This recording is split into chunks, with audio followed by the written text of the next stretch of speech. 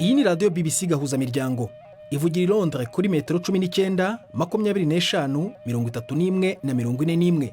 Ivugira ku mirongo ya FM mu karere k'ibiyaga bigari no kuri interineti kuri bbcgahuza.com.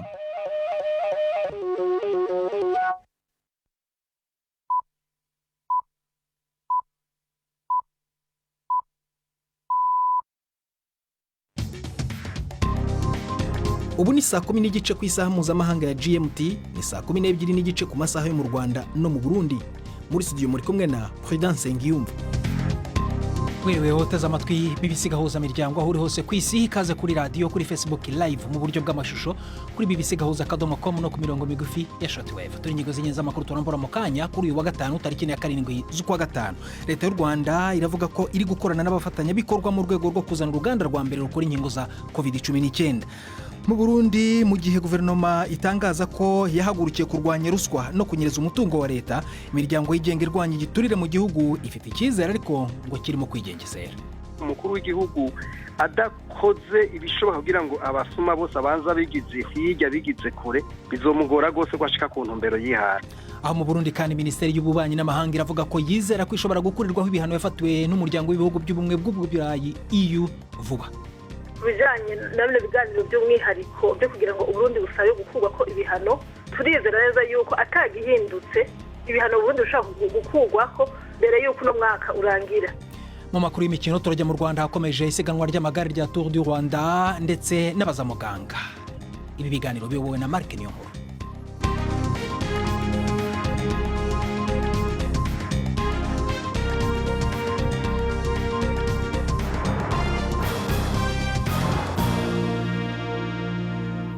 Ibi byose ni mukanya nyuma ko Florentine Kwizera abanza akatugezaho andi makuru ingenzi avuga ku isi, arabagezaho ari mu yindi studio. Urakoze President, amakuru yo hirya no hino ku isi tuyahere muri Leta Zunze Ubumwe za Amerika. Abiharuro vya nyuma vyerekana yuko abakoresha muri ico gihugu bahaye akazi abakozi bagera ku bihumbi 266 bashasha mu kwezi guheze, abo bakaba ari bake cyane kuruta uko vyari vyitezwe. Urugero rw'abatagira akazi rwariyongereye gatoya kugera kuri 6.1%. Intambwe imaze gutegwa mu kugwanya ikiza ca corona yatumye haboneka ubuzi mu mahoteli n'ibindi bijanye no kwiyitaho mu mibereho, ariko rero mu mahinguriro no gutwara abantu n'ibintu aho ubuzi ngo bwaragabanutse. Abakoresha barabura abafata ibibanza by'ubuzi bikomeza kwiyongera, ahanini bagata umwikomo ku kibazo c'abavyeyi babwirizwa kuguma muhira kugira ngo biteho abana babo kubera ingingo zo gukumira coronavirus. Abafashe akaruhuko k'izabukuru hataragera nabo nyene ngo ni benshi kubera ico kiza nyene, hamwe rero n'agafashanyo gafadika gatangwa na leta ku batari mu kazi. Umugwi washizweho n'umushikiriza manza ngo ukora iperereza ku vyerekeye urupfu rw'umwirabure George Floyd yaguye mu minwe y'abapolisi aho nyene muri Leta Zunze Ubumwe za Amerika, wahamagaje abantu 4 bahoze ari abapolisi bo mu muji wa Minneapolis ku caha co guhutaza uburenganzira bw'abanyagihugu. Umwe muri bo ni Derek Chauvin yamaze kwagirwa n'icaha co kwica George Floyd.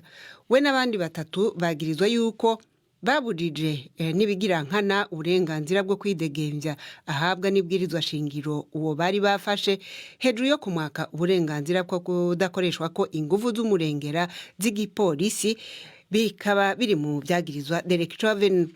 Uyapani bwagumijeho amasaha y'umukwabu gushika hasigaye amezi 2 gusa kugira ngo amahiganwa mpuzamakungu y'inkino za Olympique azoberayo atangure. Ico kiringo congerejwe kubera ico gihugu cananiwe guhangana n'ubwiyongere bw'ibiharuro by'abandura gushasha coronavirus. Mu bibanza bimwe bimwe hari ubukene bw'ibitanda byo kwakira abagwayi bashasha. Iyo ngingo y'umukwabu ikabifata ibisagara vya Tokyo na Osaka ikazogera mu mpera z'uku kwezi. Inkino za Olympique zizotangura mu kwezi kw'indwi. Urwandiko rumaze iminsi 2 rutangujwe ku rubuga ngurukana bumenyi rusaba gutunganya izo nkino koko hagarikwa, rumaze kwegeranya imikono igera ku bihumbi 200. Umushingwa manza Kenji Utsunomiya yatanguje ugo rwandiko arasobanura impamvu yabikoze. muri uno mwanya abakozi bo kwa muganga bararushe kiretse ivyo vyonabagora cyane gufasha muri izi nkino. Nahamagawe kuri telefone n'umukozi wo ku bitaro bimwe muri iki gitondo anshimira kuba narateguye urwandiko nkusanyamikono bwo kubavugira. Twebwe abayapani muri rusange ntidukunda kuvugira habona ikiri ku mutima, ariko ubu abantu benshi bahisemo kuvuga. Hiyongeye ko amajwi yo mu makungu, ndizera yuko inkino za Olympique zizohagarikwa kuri ubu zikazoba ikindi gihe isi yiteguriye kwakira inkino nk'izo. Rero ndizera yuko abantu bo ku isi yose bazodufasha gushikana ijwi kure. Iyi mwumva ni BBC Gahuza Miryango. Ingabo za Somalia zishigikiye abatavuga rumwe na leta zatanguye kuva mu birindiro vyazo mu mugwa mukuru Mogadisho inyuma yaho akigoro ko kurangiza imishamirano ya politike gasereye na kariko karatanga inyishu. Haboneka ingabo zambaye ibigwanisho zitambuka n'amaguru ndetse hakabaho n'amamodokari zisubira mu makambi muri ico gisagara. Kuva muri ivyo birindiro bizogabanya ubwoba bwo gutana mu mitwe hagati y'imigwi y'abashinzwe umutekano kubera bitakunze gutunganya amatora. Mu mpera z'indwi iheze Perezida Abdullahi Formajo yahagaritse umugambi wiwe wo kongereza iyindi myaka 2 ku kiringo ciwe ku butegetsi, aca asaba umushikiranganje wa mbere gutunganya amatora. Ishami ry'ishiramwe mpuzamakungu rirero gateka kazi na muntu rihamagarira leta ya Brazil gukora amatohoza yigenga ku gikorwa c'igipolisi cabaye ejo mu muji wa Rio de Janeiro, aho abantu 25 barimo umupolisi umwe bishwe. Mu itangazo ryasohorewe i Geneve, oniyamirije ico yise ikoreshwa ry'inguvu z'umurengera. Ni inkuru ya Imogen Fox mushikizwa na Yvette Kabatesi. Abayobozi b'akanama kaoni ku burenganzira bwa muntu bemeza ko igikorwa cya polisi cyo kuwa kane iriyo aricyo cyaguyemo abantu benshi kuva mu myaka irenga 10 ishize. Uko guhiga udutsiko tw'abari mu biyobyabwenge kwari guhuriwemwo n'abapolisi bo ku butaka ndetse n'indege za kajugujugu zarasaga hejuru y'agace gakennye, abantu 25 bakaba barahaguye. Umuryango w'abibumbye ONU uvuga ko bakoresheje imbaraga z'umurengera ndetse ko ari ibintu biteye inkeke kandi bimaze igihe bigaragara kuri polisi ya Brazil. Ibiro by'akanama ku burenganzira bwa muntu byifuza ko guverinoma ya Brazil itegeka iperereza ritabogamye ku bijyanye n'amakuru avuga ko polisi itigeze isiga ibimenyetso by'ibyabereye aho ngaho. Dangirize mu karere k'ibiyaga binini hishira hamwe riharanira agateka kazi na muntu Human Rights Watch rigabisha ko gushira ubutegetsi mu minwe y'igisirikare mu karere k'ubuseruko bwa Republika ya Demokarasi ya Kongo gasanzwe karangwamwo ihungabana ry'umutekano bishobora gutuma abanyagihugu bakomeza guhohoterwa. Perezida Tshisekedi aherutse kugena babura amatari b'abasirikare ku ntara za Ituri na Kivu ya ruguru kugira ngo agwanye ubugizi bwa nabi bukomeza kwiyongera muri ako karere. Amaze kugaba ibitero inshuro 2 muri izo ntara zompi kuva agiye ku butegetsi muri 2019, ariko Human Rights Watch ikavuga yuko ibi vyakongeje umuriro w'ubugizi bwa nabi bigakura n'abantu mu zabo. Prudent. Urakoze Florentine kwizera kuri ayo makuru ya BBC.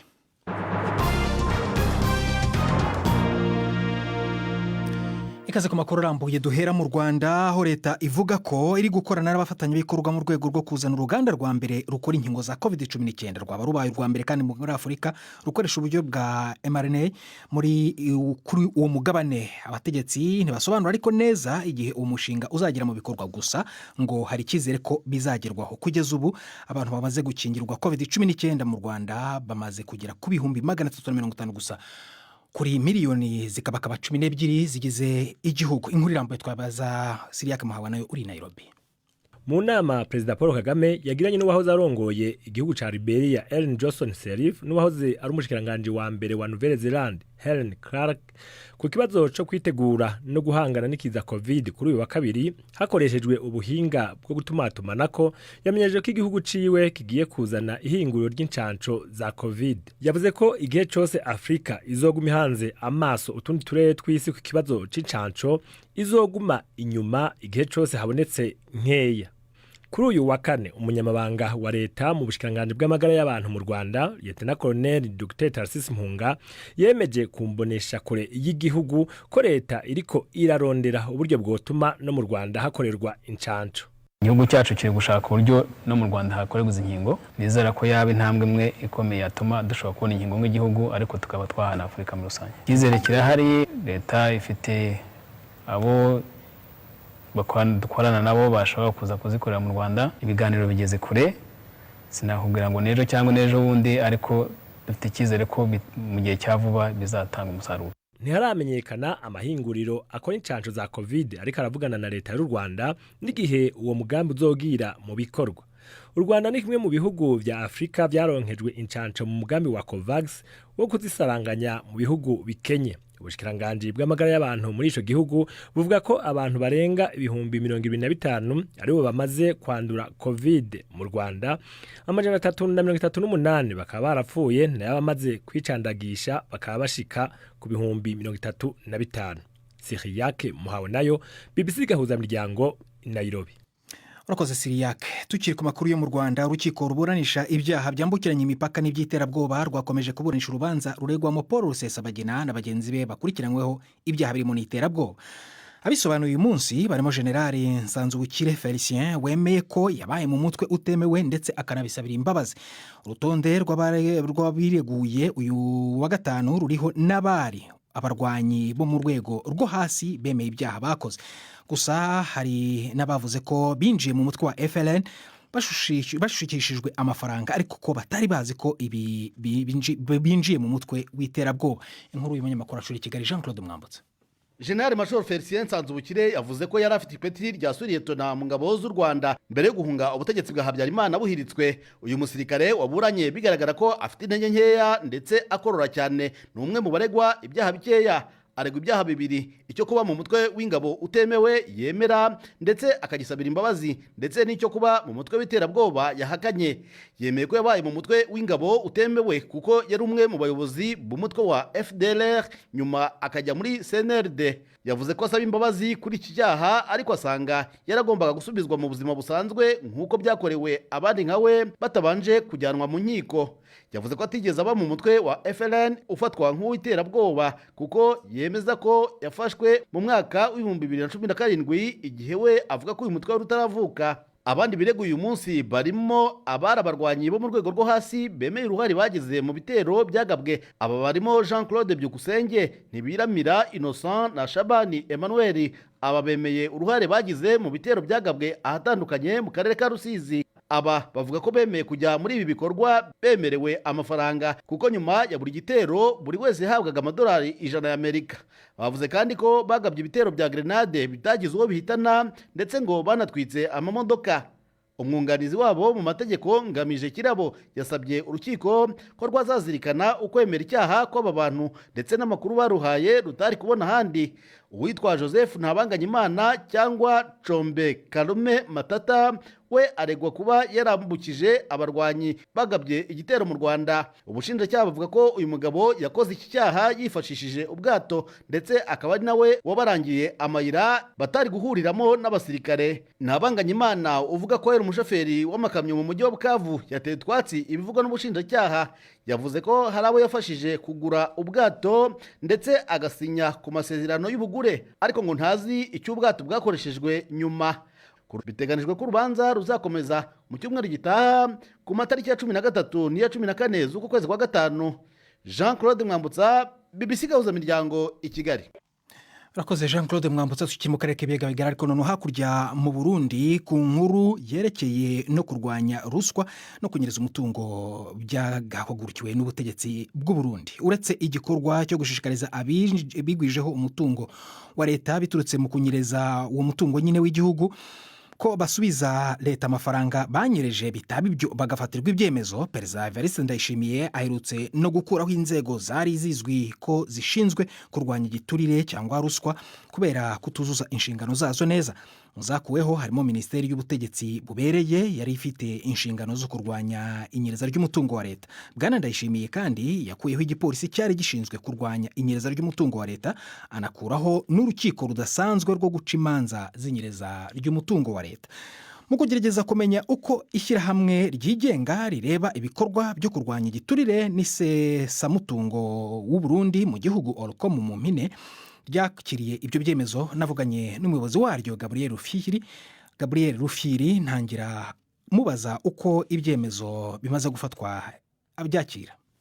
Umukuru w'igihugu adakoze ibishoboka kugira ngo abasuma bose abanza bigize hirya bigize kure bizomugora gose kwashika ku ntumbero yihaye.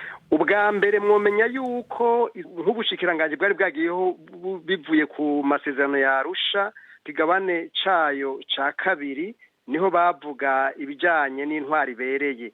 Ubwo bushikiranganje bwari bwaje bwisunga amasezerano ya Arusha. Inzego zo kurwanya igiturire nazo zari zaje zisunza amasezerano ya Nations Unies yo kurwanya igiturire.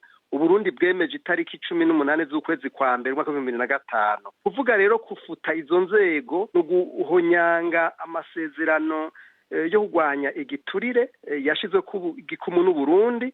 Ivyo rero twebwe tukabona yuko ari gusubira inyuma cyane kandi bikazogira n'ingaruka mbi kubafasha Uburundi. Bona yuko arizo ntambamye nkuru cyane azogira umukuru w'igihugu igihe atokwemera kujya umutima amenye. Nkamwe muri Orcomo mu imikoranire yanyu na leta ubungubu muri iki gihe ihagaze gute? Yego nivyo twaratanguye kuvugana kugira ngo turabe yuko twofashanya mugabo ikibazo kihari nkuko tubivuga nuko umukuru w'igihugu ari mine sinzi ngeno bivuga mu Kirundi yarinjiranywe n'ukuri sinzi ngene azobigenza mugabo twebwe turafise icizero mugabo icizero dufise uko bugenda buraco ko bugenda burira niko kiza kirayoyoka kuko aho tumviye yuko yanse ko ibintu ngo byakozwe atarazo tazobikorako tukumva yuko abantu batazoshobora kwerekana ubutunzi bwabo kandi amateka azategeka tukabona yuko inzego zo kurwanya igiturire zafuswe ego nivyo nkubiyara yakwiye umushikiranganje yagirizwa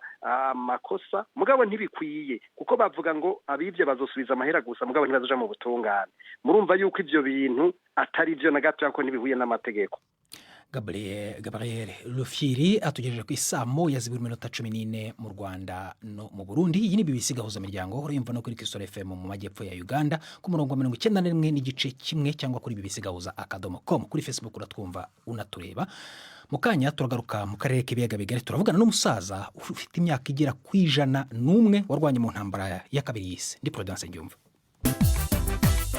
BBC Gahuza Miryango Igoma ni kuri FM 93 n'ibice 8.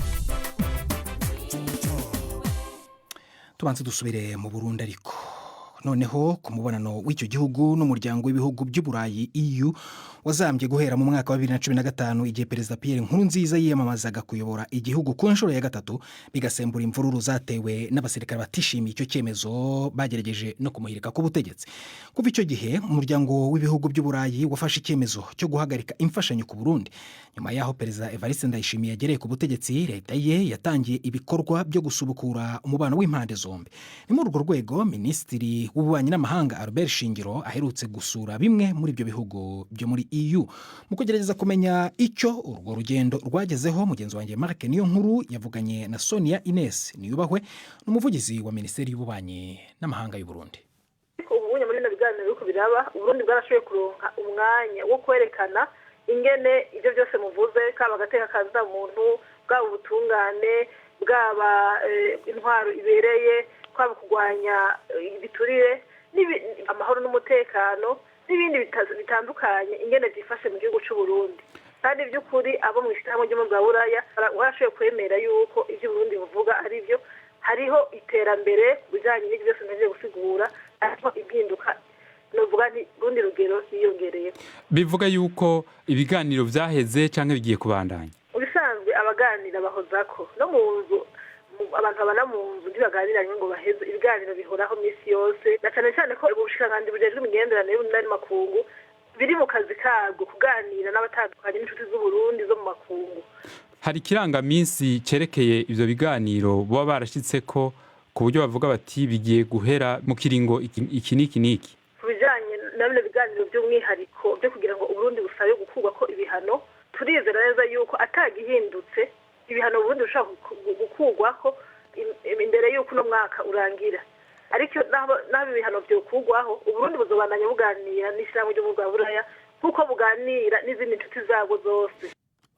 tuve mu Burundi dusubire mu Rwanda muri icyo mbararikire ku kiganiro rero n'imvano tuzabagezaho ejo muri icyo kiganiro Yves Bucyana yavuganye na muzehe Epimake Nyagashotsi ufite imyaka 101 akavuga ko ari we usigaye rukumbi muri icyo gihugu mu barwanye intambara ya kabiri y'isi yose biyambajwe ngo bajye kurwanira ku ruhande rw'abongereza mu gihe cy'intambara y'isi yose nyine ya kabiri mu gihugu cya Kenya hari mu mwaka w'1942. Umunyamakuru wa BBC rero nyine yaramusuye aho atuye mu murenge wa Kiziguro mu karere ka Gatsibo adutegurira iyi nkuru.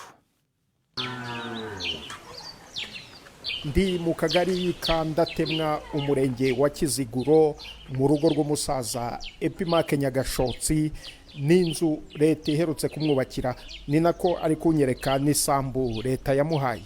Hera kuri ubuhingi hariya ndeba aho hahinze hariya hahinze ukajyana utyo kugeza hirya ni gitari.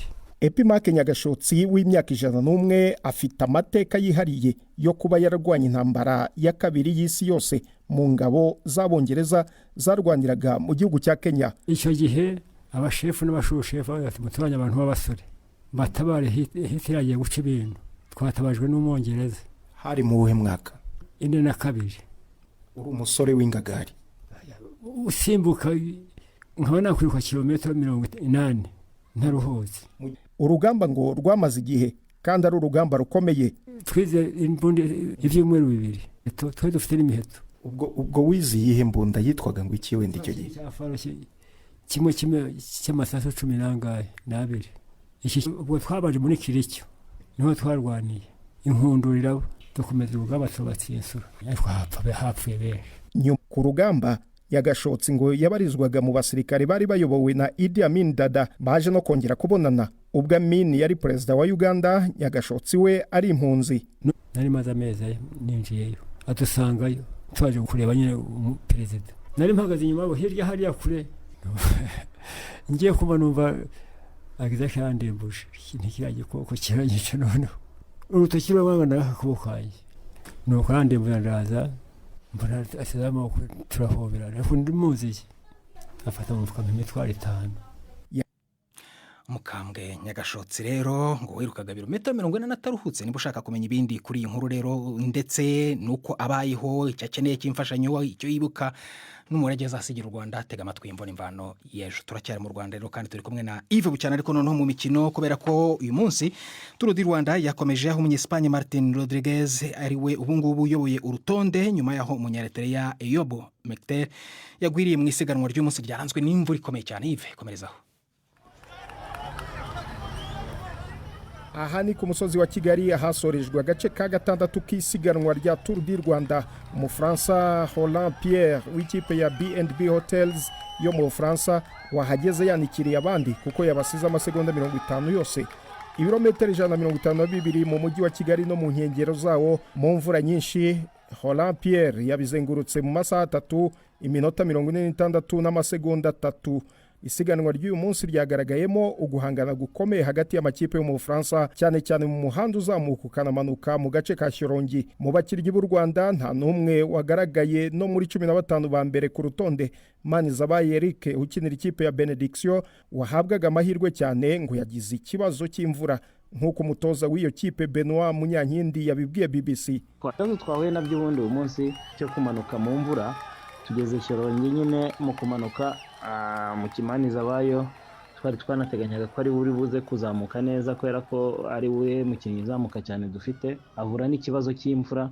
Yazamutse neza atare ariko kumanuka biranga aho yikoze kuri feri gatoya nyuma yuko Metikere yaraguye Eyob noneho bituma nawe ahagarara. Ku rutonde rwa rusange rero Martin Rodriguez umunya-Espagne w'ikipe ya Total Direct Energy yo mu Bufaransa ni uri ku isonga arusha wa kabiri amasegonda 7.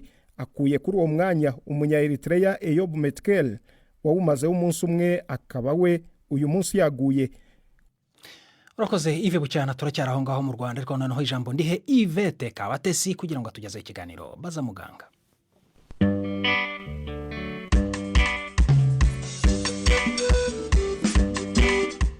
Mwiriweho neza none turabagezaho ibisobanuro ku ndwara bita calcul biliaire ni ukuvuga utuntu dusa n'utubuye tuza mu gasabo k'indurwe. turi kumwe na muganga Cyrille Semana mu bitaro bya Kibagabaga. Agasabo k'indurwe ni akantu kameze nk'agafuka kegeranye n'inyama bita umwijima iba mu ruhande rw'iburyo munsi y'imbavu. Ni inyama idufasha cyane mu mirimo myinshi inyuranye. Muri iyo mirimo rero harimo umurimo wo gukora icyo bita indurwe. Buri ndurwe ikorwa n'umwijima. Iyo imaze gukorwa n'umwijima yandurwe, umwijima yohereza muri ka gasabo, indurwe akaba ihibikwa. Indurwe ikaba na amazi rikamyite gutyo, ariko si amazi gusa kuko mu ndurwe habamo n'ibindi bintu bimeze nk'amavuta bita cholesterol. Hari utundi tuntu tuva ku turemangingo tugize amaraso tuba twashaje bita bilirubine, n'indi myunyu yindi n'ayo mazi nibyo bigize indurwe muri rusange. Indurwe rero ifasha umubiri w'umuntu gusya ibiryo bita igogora, ariko ibiryo bigizwe n'intuza n'amavuta. Kugira ngo ya mavuta abashe kugira umubiri wacu akamaro, nuko indurwe ifasha ya mavuta gucibwamo ibice uduce dutoya cyane tubasha kwinjira mu mubiri w'umuntu kugira ngo umubiri ukoreshe ya mavuta. Hama rero kugira ngo hazemo ututubuye biba byagenze gute? Kugira ngo hazemo utubuye ni ibintu binyuranye, ariko icyambere ubundi nuko bya bice bigize yandurwe twavugaga, iyo umwijima ubashije kubikora bikaba byinshi cyane bikarenga urugero, bigera bikirundanya bikamera nk'akantu gakomeye kameze nk'akabuye. Si ibuye nyabuye, ariko ari ikintu gikomeye ku buryo wakita nk'ibuye. Biba byaturutse ko biba byabaye byinshi, cyane cyane cholesterol. Ubwo rero kugira ngo bibe byinshi biba byatewe n'iki? Kugira ngo bibe byinshi birabiterwa nuko umubiri muri rusange ubitse ya cholesterol. Uzasanga uriya cholesterol iba nyinshi ku bantu bafite nk'umubyibuho mwinshi, babyibushye cyane. Iyo cholesterol rero ntabwo umwijima ubasha gusa naho uyigabanya mu mubiri, kuko buriya umwijima ufite akamaro kenshi ko kugabanya ibintu byabaye uburozi mu mubiri. Iyo umwijima utabashe kugabanya ya cholesterol iba nyinshi, yamara kuba nyinshi igasohoka ari nyinshi, ikagera muri ya ndurwe yabaye nyinshi. Abandi bantu bakunda kugira iyo cholesterol ikaba nyinshi, nk'abantu badakunda gukora za siporo, akenshi barabyibuha. Cholesterol ishobora kuza ku bantu barwaye za diabete. Burya n'abadamu bavuga ko abadamu bakunda kugira utu tuntu bita utubuye kurusha abagabo. Impamvu ni uko abadamu bagira imisemburo bita estrogene, no ku bagabo ariko bibaho, ariko si cyane. Ni umusemburo ugira uruhare mu gutuma cholesterol iba nyinshi mu mubiri. No kuyiriza ubusa cyane igihe kirekire bishobora gutuma igihe kizaza wagira utwo tubuye. Irandurwe iyo iri muri ka gasabo ibitegereje ko urya kugira ngo isohoke. Iyo uriye cyane cyane ibiryo birimo ibinure nibwo yandurwe isohoka kugira ngo igiye gushwanyaguza bya binure. Ariko iyo utarya, ahubwo ya cholesterol igomba kwirundanya muri ka gasabo, bikazageraho none bigakora twatubuye. Hanyuma ututubuye nyine tuza mu gasabo k'indurwe, iyo tugezemo ntidushobora kukangiza? Iyo ari dutoya akenshi na kenshi umurwayi ntanabyumva, ariko iyo tumaze kuba twinshi cyangwa se twabaye tunini, umuntu aratangira akabyumva, akagira ububabare bukomeye. Ubwo bubabare rero buriya buba bugaragaza ko utwo tubuye hari ahantu turimo tubyiga muri ka gasabo. Ahantu twabyize hashobora kugira ikibazo, hashobora kwangirika. Hari naho bishobora no gutera n'ibintu bimeze nk'ibibyimba. Iyo umuntu atangiye kugira umuriro, hari abagira iseseme bakanaruka, rimwe na rimwe hakazamo n'ibyo bita infection, umuntu akabazamo za microbe. Utavuye vuba rero byo ni ikibazo, ugira ububabare buhoraho. Na za infection zishobora gutuma ahantu hazamo amashyira, umuntu akaba yagira ibyo bita sepsis. Sepsis ni igihe mikorobe zakwirakwiye mu mubiri wose kandi zari zibanje ahandi, umuntu akaba yanapfa. Kwa muganga rero aba bantu bafite ututubuye mu gasabo k'indurwe mubafasha iki? Terwa nuko ikibazo kimeze. Iyo ari ibintu umuntu atanumva, abo ngabo ntabwo ari ngombwa kubabaga, kuko benshi baranabigendana nta kibazo. Ariko umuntu waje kwivuza ari bwa bubabare bwatewe n'aka kantu, akenshi bamuha imiti igabanya ububabare. Ariko iyo bigeze kuri urwego rwo kugira amakrize y'ububabare, ibyiza no kuhabaga bagakoramo ka gasabo k'indurwe. Hamase iyo bagakuyemwo umuntu ntasigarana ubumuga? Ni inyama wenda ibivuyemo, ariko umumaro wawo hari ibindi biwukora, kuko twavuze ko indurwe mbese ikorwa n'umwijima. Iramanuka aho kugira ngo ujye muri ka gasabo k'indurwe kuko katagihari, igakomeza epfo ikagera mu mara. Yandurwe iragenda igahora na bya biryo twariye, n'ubundi igakora wa murimo twavuze gusya ibyo twariye. Muganga Cyrille Semana watubwiraga kutubuye tuza mu gasabo k'indurwe, ni naha dusoreje. Turacyakomeza kwakira ibibazo byanyu. I Kigali ni ku gasanduku k'amabaruwa 2790. Email nayo ni bazamuganga@gmail.com. muraraharyana.